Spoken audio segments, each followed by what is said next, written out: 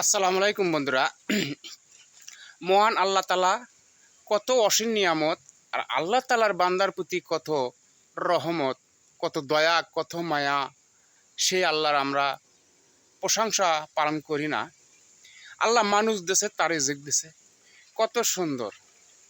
এই যে কলাগুলো দেখতেছেন, খুব সুস্বাদ, খুব ভিটামিন। এইগুলো জিনিস আমাদের শুধু মানব জাতির জন্য দিছে। এই যে কলার বাগানে আইছি আমি, আমাদের বগুড়া ডিস্ট্রিক্ট গাবতলী থানা।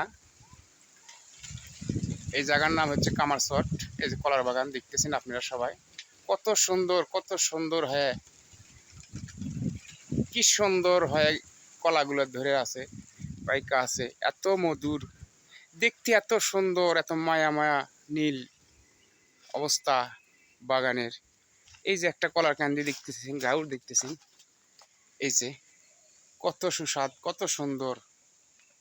সেই আল্লাহর প্রশংসা আমরা কেমন করে ভুলে যেতে পারি?